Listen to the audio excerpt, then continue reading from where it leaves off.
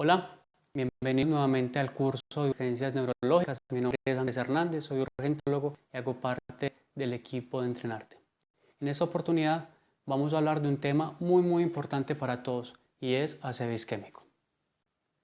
Lo primero que hay que recordar cuando hablamos de ACV isquémico es que es una enfermedad con alta morbimortalidad en el mundo y en nuestro medio.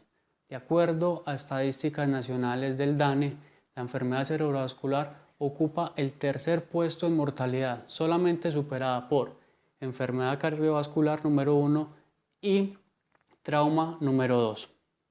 Cuando nos referimos a enfermedad cerebrovascular, tenemos que recordar que hay de dos tipos, ACV isquémico y ACV hemorrágico.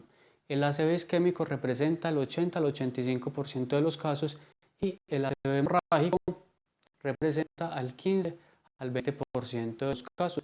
Esto puede variar de acuerdo a la literatura que nosotros revisemos.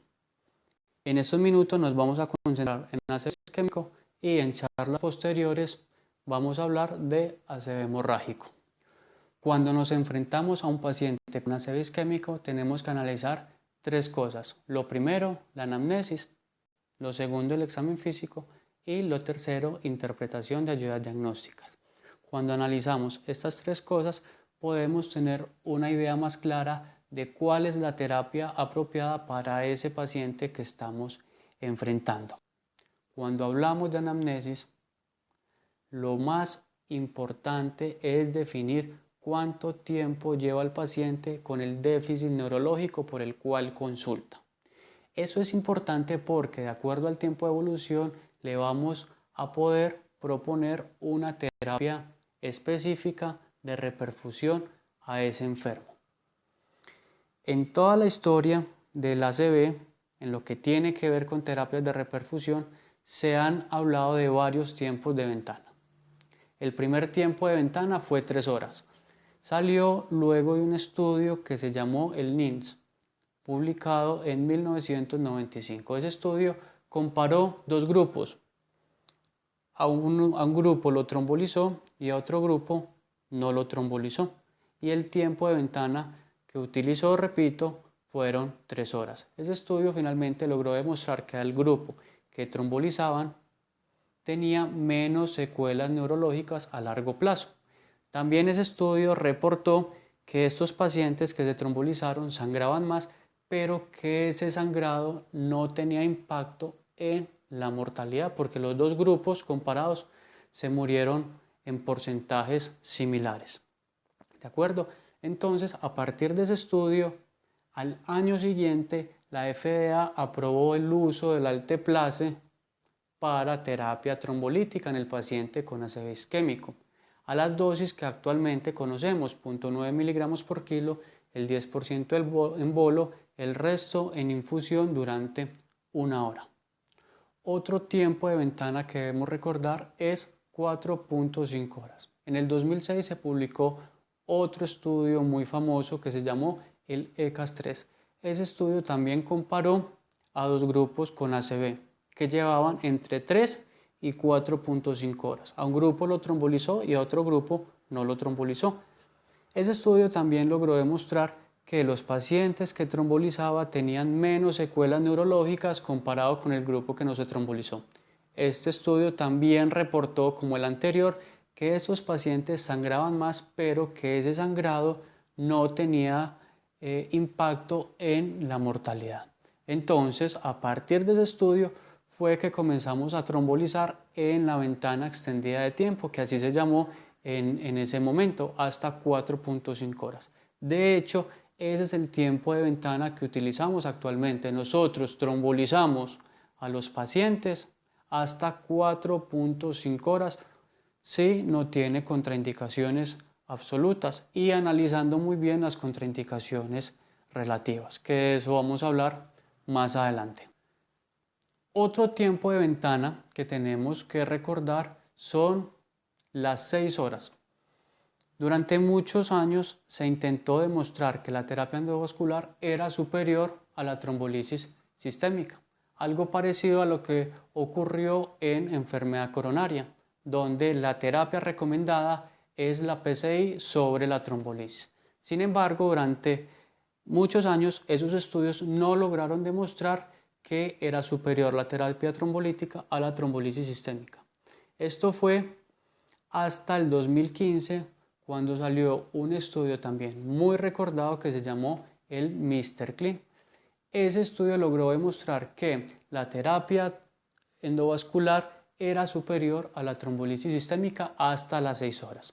Luego de esos estudios salieron otros cuantos estudios ese mismo año donde todos lograron demostrar que efectivamente la terapia endovascular era superior a la trombolisis sistémica. Entonces, luego de esos estudios, la AJA y la ASA y otras sociedades científicas comenzaron a recomendar la terapia endovascular con un nivel de evidencia 1A. Pero también es importante recordar que no todos los pacientes se benefician de terapia endovascular. Hay unos criterios de inclusión. Dentro de esos criterios de inclusión es muy importante recordar dos de esos criterios. El primero, y quizás el más importante, a ese paciente se le debe demostrar lesión de gran vaso. ¿Sí? ¿Cómo así? Porque no tiene sentido llevar a terapia endovascular a un paciente que tiene un ACV o una obstrucción muy distal. Entonces, ese paciente tiene que tener, para ofrecerle la terapia endovascular, obstrucción de la carótida interna en la porción intracraneana o de la porción proximal de la arteria cerebral media y de la arteria cerebral anterior. ¿Y cómo demostramos eso en la práctica clínica? Entonces, a esos pacientes con sospecha de lesión de gran vaso se le debe realizar un angioTAC para encontrar esa obstrucción en los vasos que les estamos mencionando.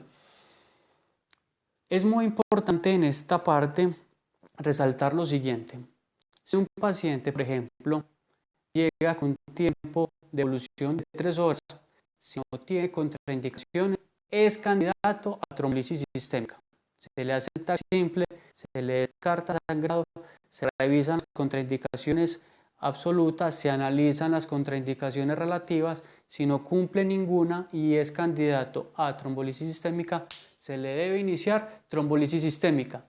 Pero si a ese paciente se le sospecha lesión de gran vaso, ¿sí?, se le debe hacer, además de lo que le hicimos, un angioTAC para mirar si tiene obstrucción de gran vaso y si corresponde, ¿sí?, además de la trombolisis sistémica, se le debe ofrecer terapia endovascular.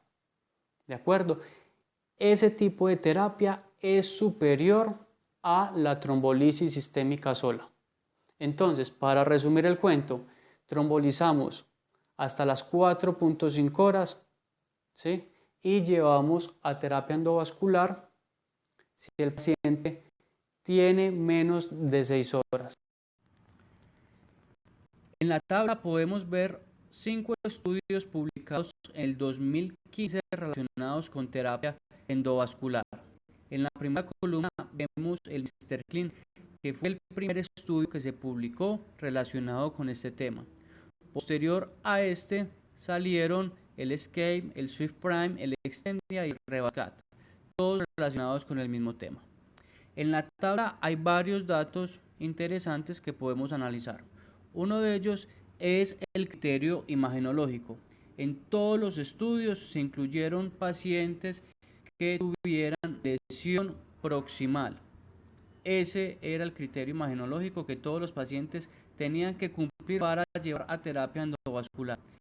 Y en la parte inferior hay otro dato interesante, que es las secuelas neurológicas o la discapacidad neurológica a los 90 días. Como pueden ver, en todos los estudios se cumplió que a los pacientes que se llevaron a terapia endovascular tuvieron menos secuelas neurológicas a los 90 días.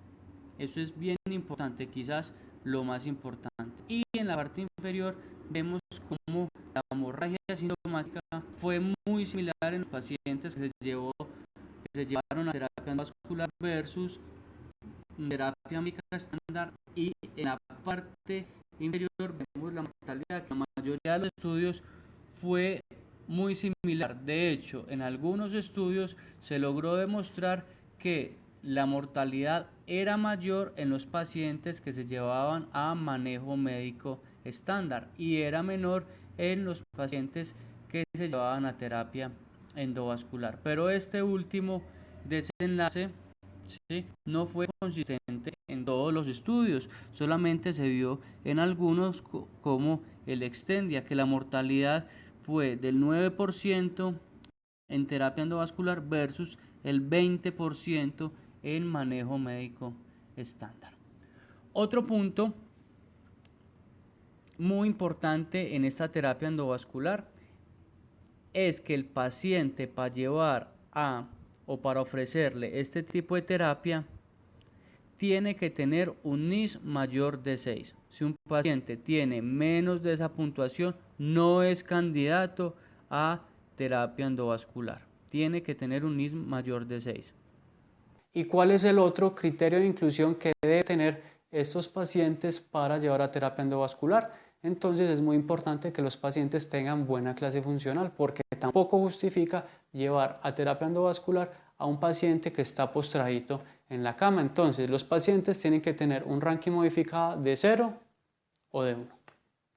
Otro tiempo de ventana que debemos recordar es el de 16 hasta 24 horas. En el 2018 salieron publicados dos estudios muy importantes, ya los estudios más significativos que han sido publicados en la última década, diría yo.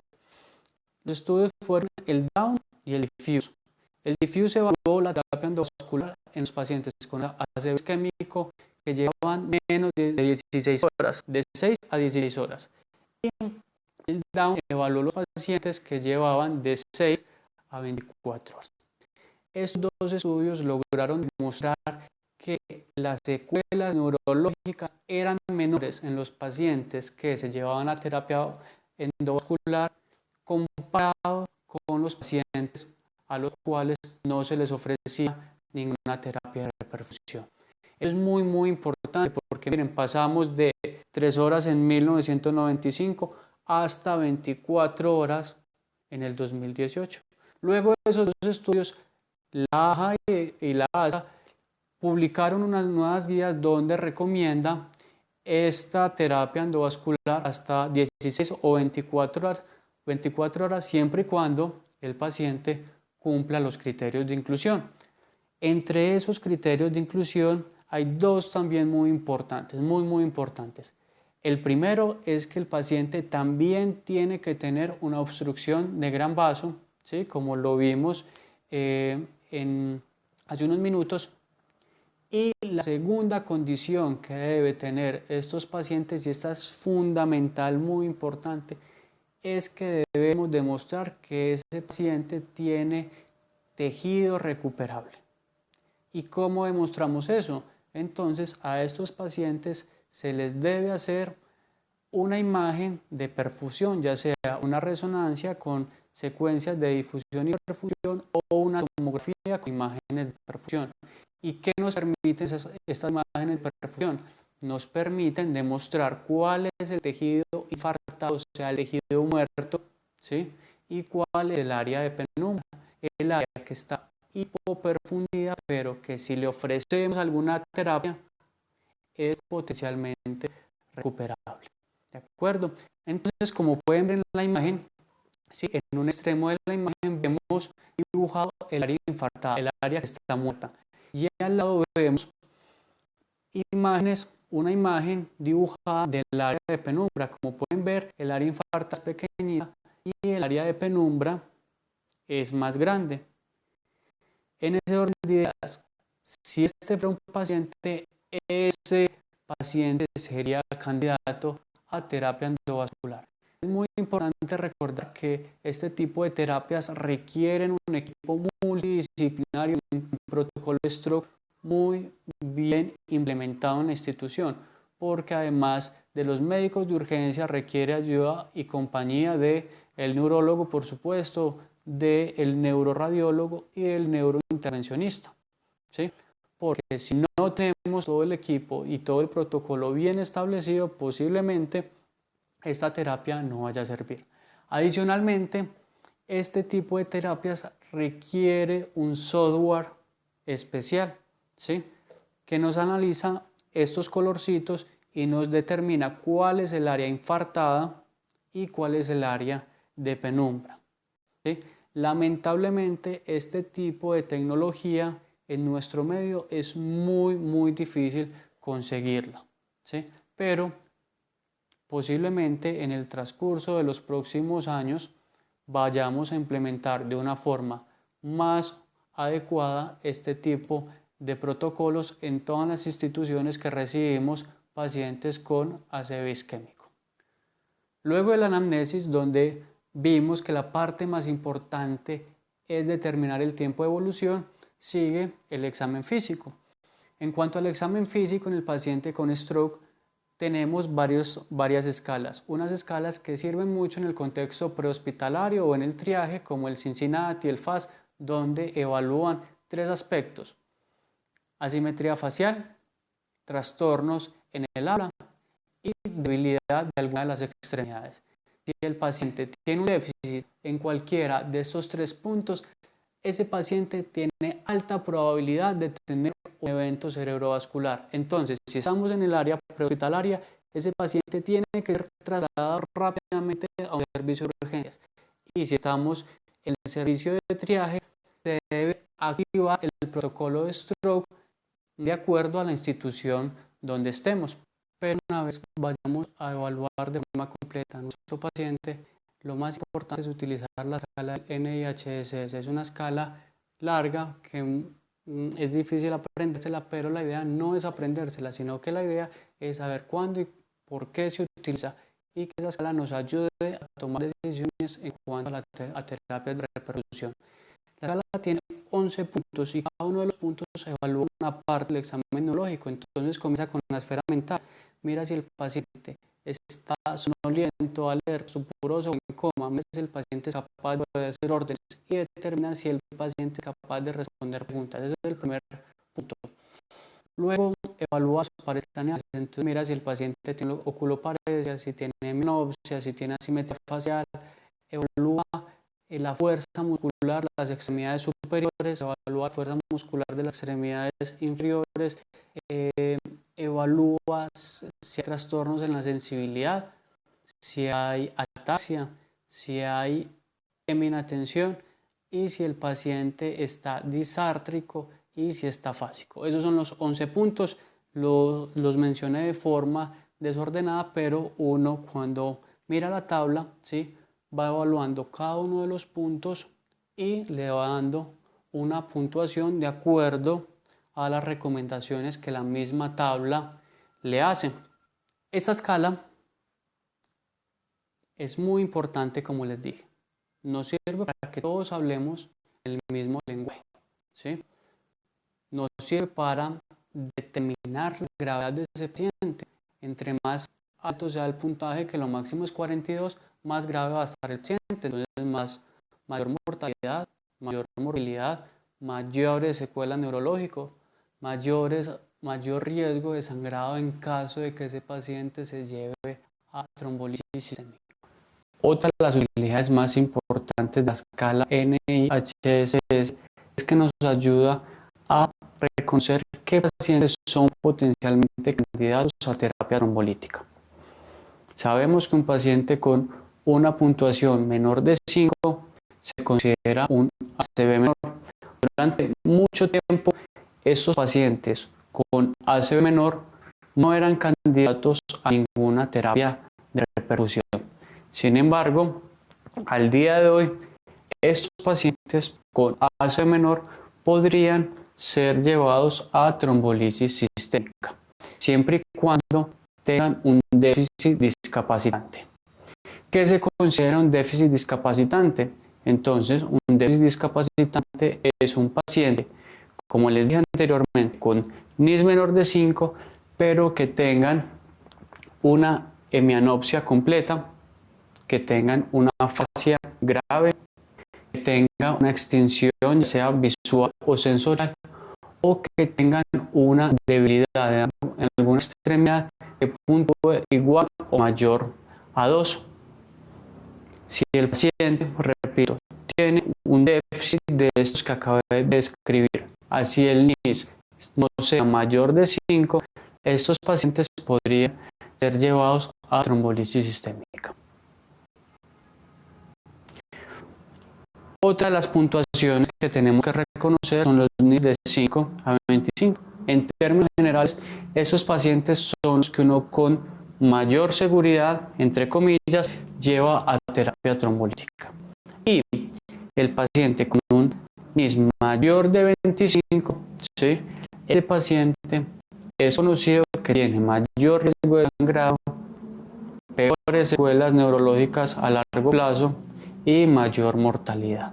Sin embargo, a pesar de que los desenlaces en estos pacientes son más malos, un NIS mayor de 25 no se considera un criterio de exclusión de entrada. Hay que analizar puntualmente el paciente y definir si finalmente se beneficia o no de terapia trombolítica. Luego de pasar por el examen físico, seguimos con las ayudas diagnósticas. La ayuda diagnóstica más importante en el paciente con sospecha de ACV isquémico, sin lugar a dudas, es el TAC de cráneo simple. La utilidad más importante de esta imagen diagnóstica es descartar sangrado en el sistema nervioso central.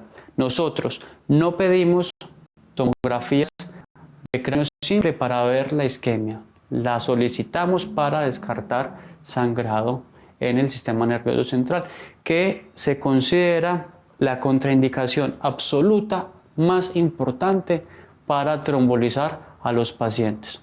¿De acuerdo? Otra ayuda diagnóstica que es de gran utilidad en los servicios de urgencias es una glucometría, teniendo en cuenta que la hipoglicemia puede ocasionar un déficit neurológico súbito y nos puede confundir con una ACV.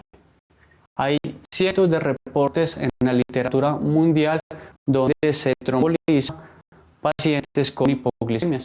Entonces, eso no es de ningún modo adecuado, teniendo en cuenta que una glucometría es un examen que se demora pocos segundos y que en todos los servicios de urgencias está disponible. En resumen, estos dos exámenes son los más importantes en el abordaje del paciente con ACV isquémico. En algunos pacientes podemos pedir tiempos de coagulación, sobre todo en los pacientes que están anticoagulados con warfarina. Hay que tener en cuenta que si los pacientes están tomando anticoagulantes específicos como el dabigatran, ¿sí?, rivaroxaban, entre otros, los tiempos de coagulación que tenemos en nuestro medio, el TP, el TTP y el INR, no sirven para vigilar o para comprobar o para evaluar el estado de coagulación de estos pacientes, ¿sí? Por lo tanto, estar anticoagulado con un medicamento o un anticoagulante específico también se considera una contraindicación absoluta para la trombolisis, excepto si el paciente no ha tomado el anticoagulante en las últimas 48 horas. Frecuentemente vemos en los servicios de urgencias que pedimos una serie de exámenes, incluyendo función renal, ionograma, electrocardiograma, inclusive troponina, gases arteriales, etc. Esos exámenes finalmente lo que van a producir en nuestro paciente es retrasar el inicio de las terapias de reperfusión. Por lo tanto, un mensaje muy importante de esta charla es que no debemos pedir exámenes que no sean vitales en el abordaje inicial del paciente con ACV isquémico. Finalmente, hablando de ayudas diagnósticas, es importante resaltar la utilidad de la tomografía contrastada con imágenes de angio, o sea, el angio-TAC o la resonancia, ¿sí?, dependiendo si al paciente le vamos a ofrecer terapia endovascular como lo vimos anteriormente. Si le vamos a ofrecer terapia endovascular en las primeras 6 horas, se podría solicitar un angiotac, ¿sí? Para, como ya saben, encontrar o identificar lesión de gran vaso. Pero si el paciente está entre las 6 y las 24 horas, el examen de elección para ofrecerle al paciente terapia endovascular es una resonancia o una tomografía con imágenes de perfusión. En cuanto a las contraindicaciones, hemos mencionado algunas en el transcurso de estos minutos, pero es bien importante recordarlas nuevamente. Tenemos contraindicaciones relativas y tenemos contraindicaciones absolutas. Es un listado bien numeroso de contraindicaciones, por lo tanto, no tiene sentido aprenderse todas las contraindicaciones de memoria. Lo que sí es importante es saber que antes de trombolizar un paciente tenemos que hacer una lista de chequeo, ¿sí? Con la tabla en mano de las contraindicaciones y repasar cada una de las contraindicaciones a ver si nuestro paciente cumple o no alguna de esas contraindicaciones que están descritas. Voy a mencionar algunas de las contraindicaciones absolutas que sin lugar a dudas son las más importantes. Entonces tenemos que si un paciente tiene sangrado en el sistema nervioso central, por supuesto es una contraindicación absoluta, ¿sí?, para trombolizar a ese paciente. Si el paciente está tomando anticoagulantes como la warfarina y tiene un INR mayor de 1.7, también se considera una contraindicación absoluta para trombolizar de forma sistémica a estos pacientes. Como dijimos anteriormente, si los pacientes están tomando anticoagulantes orales específicos, también se considera una contraindicación absoluta, ¿sí?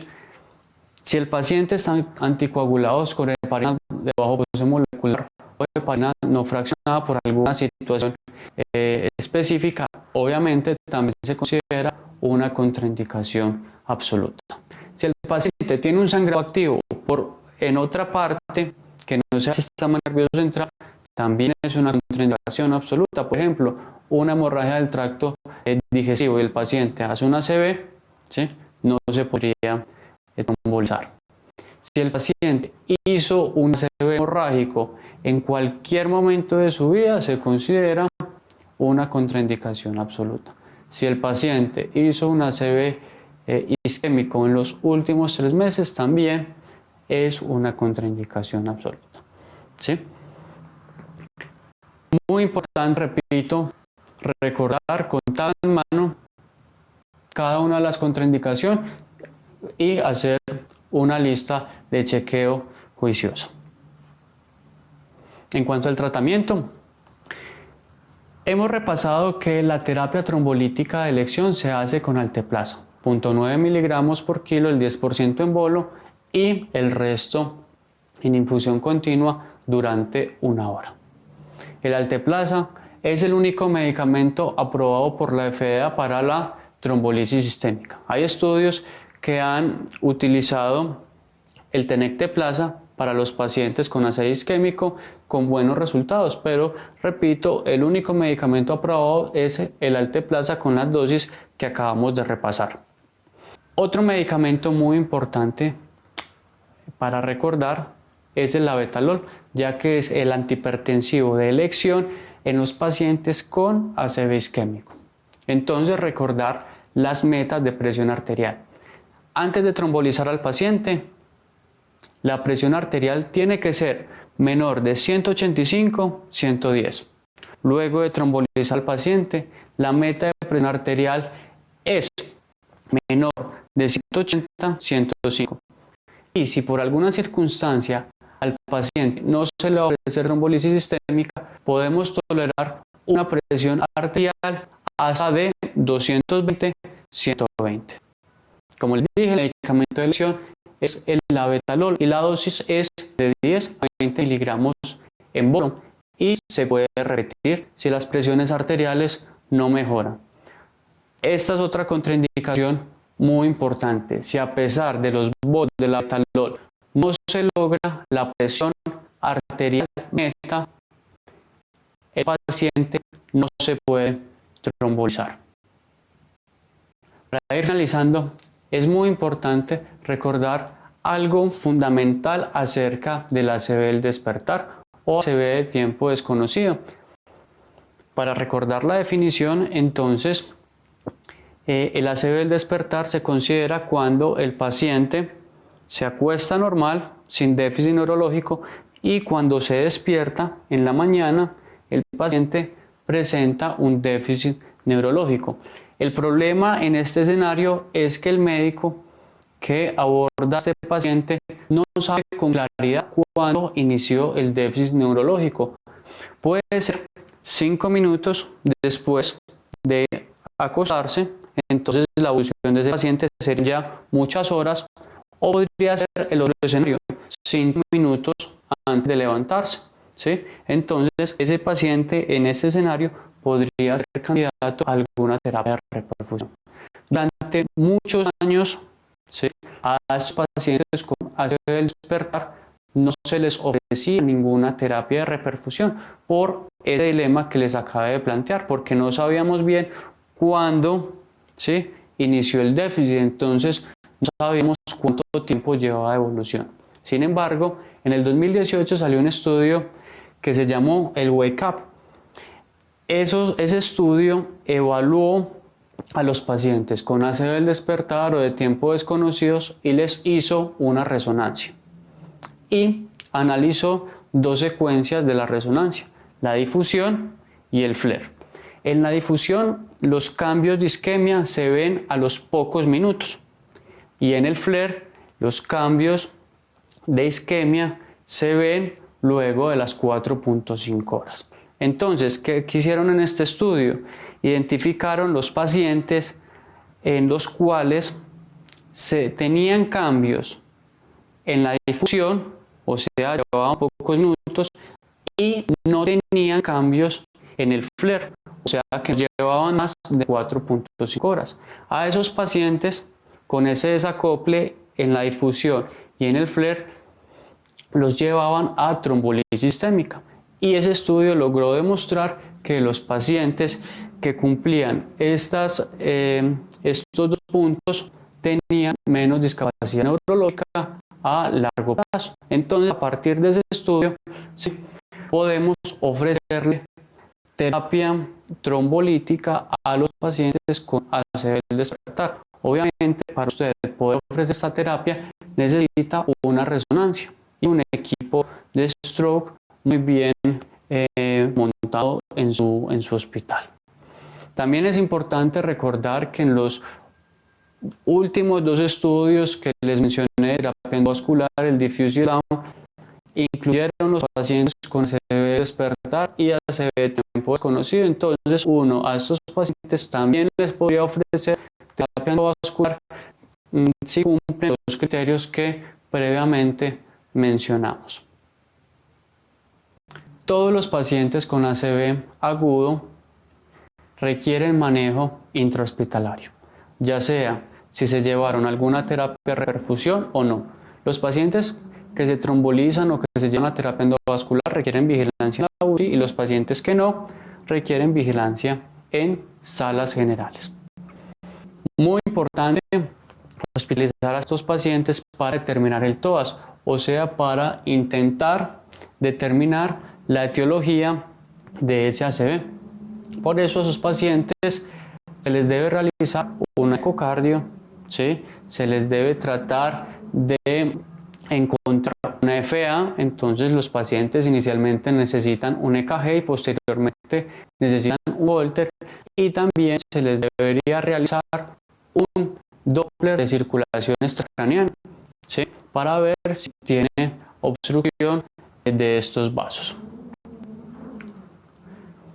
Finalmente, en estos pacientes es muy importante iniciar la prevención secundaria con antiagregantes y con estatinas.